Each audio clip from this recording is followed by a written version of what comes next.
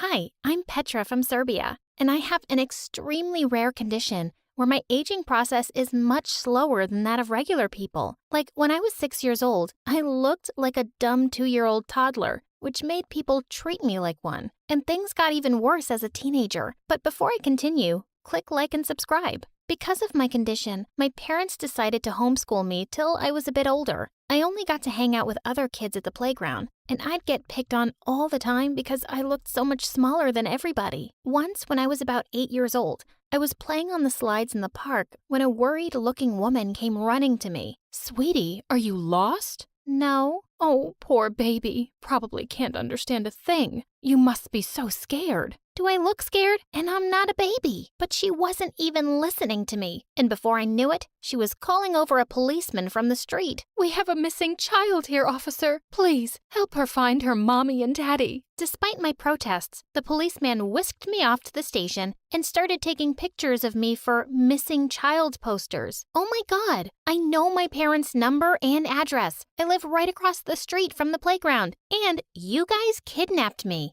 This was the beginning of many, many times my parents had to come get me from the police station. I finally joined school in the 7th grade. The minute I walked into the classroom, a girl elbowed me roughly and said, "I think you've lost your way, kid." Oh, if only I had $1 for every time I heard that, I would be a millionaire by now, and I wouldn't need to be in this school with dumb people like you. And with that, I pushed her aside and took my seat. When I did all the math problems correctly in the first lesson, the teacher called me over, looking all starstruck. Wow, Petra, you're a genius. Thanks. Why? Because you solved these algebra problems meant for 12-year-olds. But I am 12 years old. The teacher just giggled and then did something I hated.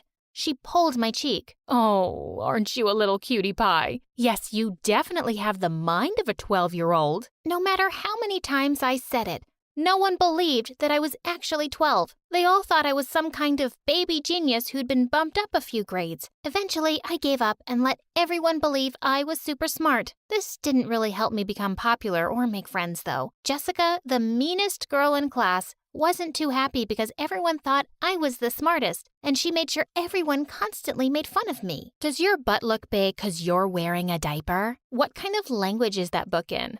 Goo goo gaga. Another time, I was eating lunch by myself when Jessica suddenly stopped by my table. Aw, how is the baby gonna eat all that with her little baby teeth? Why are you this way, Jessica? What do you mean? I mean, why are you so awful to me? You're the most popular girl in class. Yeah, I know, but before you showed up out of nowhere, I was the smartest too. Fine, you're the prettiest and the smartest girl in the world. Can you leave me alone now, please? Sure, but let me mash everything for the little baby to eat first. And with that, she started pounding my food with her fist. OMG, you are such a psycho. And with that, I picked up the smushed piece of cake and flung it at her face. She picked up my glass of juice and dunked it on my head. And before we knew it, everybody joined in for fun and a full-scale food fight had broken out. We both got detention. And after that day, I found a corner in the little playpen for the kindergarten kids and basically had lunch there by myself the next 3 years. Until one day, Josh came and sat next to me. Josh had just joined our class a few weeks ago, and he was a total babe.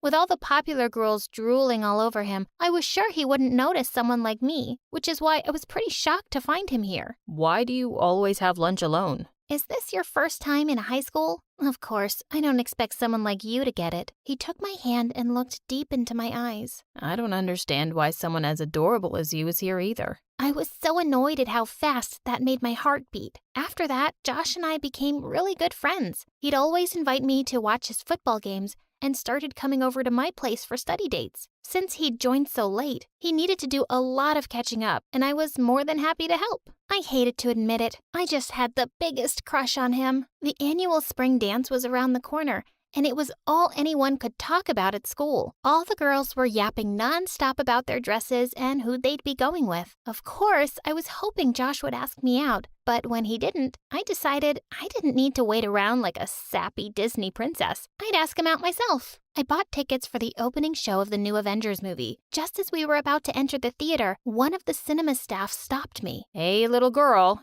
You can't go in. That's a PG-13 movie. I'm almost 16. Here, look at my ID. We see fake IDs all the time, kid. Sorry, but I can't let you go. And with that, he pushed me out of line and refused to listen to me anymore. I can't believe this. Let's go then. Go? I mean, what's the point of wasting both the tickets? We'll still have dinner together, okay? And just like that, he turned and went inside. I was furious. I couldn't even go anywhere because he'd driven me here. When he finally came out after 3 hours, he was practically jumping with excitement. OMG, that was epic. Iron Man snapped his fingers and died, but he saved the world. He'd not only watched the movie without me, he'd ruined it for me completely. I thought maybe the rest of the evening would go a little better, but boy was I wrong. At the end of the meal, when the waitress brought us our fortune cookies, I looked over excitedly at Josh to open his and read the little note inside. Will you be my date for the spring dance, Josh? He looked up at me in complete shock. Petra,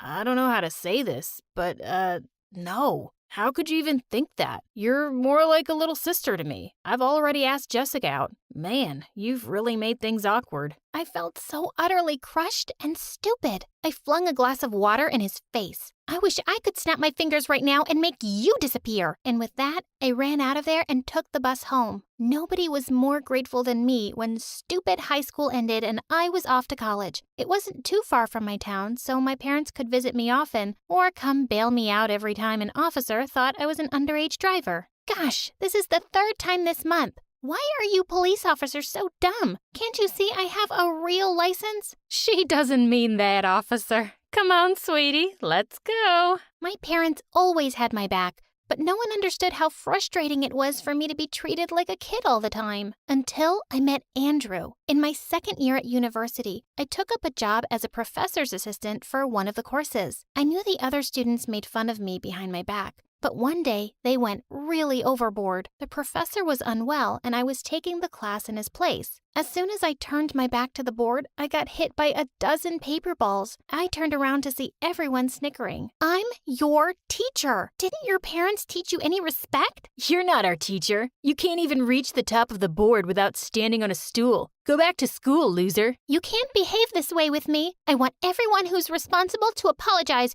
right now. Or you'll do what? Go crying to your mommy? I'll fail you in every single assignment. You do remember I grade them, right? Oh no, I'm scared. Miss Petra, will you forgive me if I give you a lollipop? That's it. Get out. Happy to.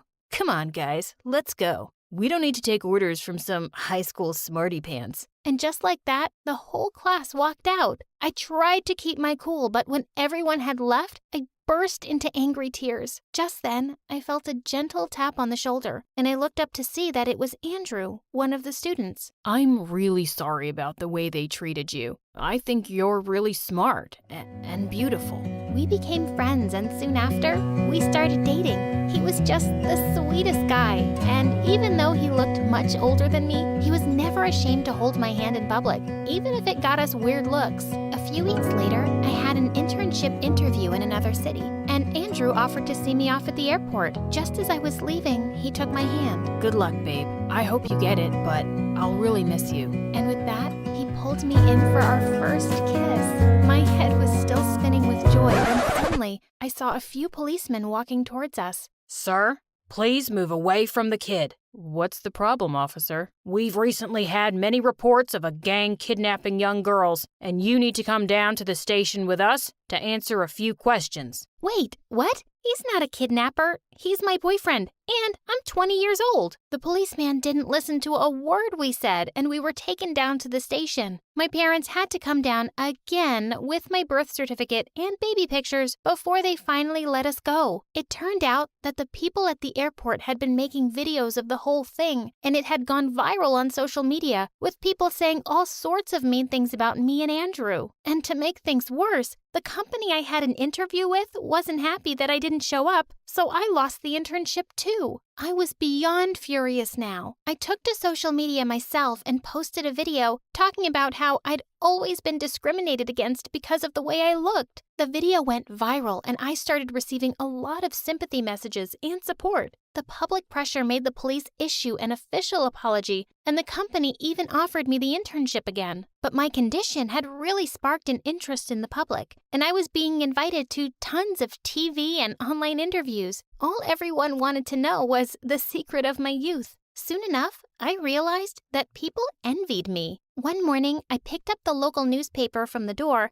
and was horrified to see my face splashed across the front page with the headline, "Girl Discovers Secret to Eternal Youth." Babe, come here and look outside the window. To my shock, there was a massive crowd of people outside our apartment building, and the minute they spotted me in the window, they started screaming. "Have you discovered the fountain of youth? Tell us where it is. What do you eat to look so young? I'll pay anything for it." With your anti-aging formula for youthful skin, we can become millionaires. Come work for our skincare company. This was complete madness, and I had to put an end to it. I opened the window and everybody became quiet to hear what I had to say. Listen, there is no secret. It's a condition I've always had, and it's not a blessing. I've never had anyone take me seriously my whole life. I spent all of high school being bullied. My message to everyone is that we all need to learn to be happy in our own skins and accept everyone as they are. Thankfully, the message spread far and wide, and people didn't bother me again, but I still became pretty famous and was regularly called for talks on self-acceptance and against bullying. I'm married to Andrew now, and we have 2 young kids, and secretly, I really don't mind at all when someone says I don't look like a mom.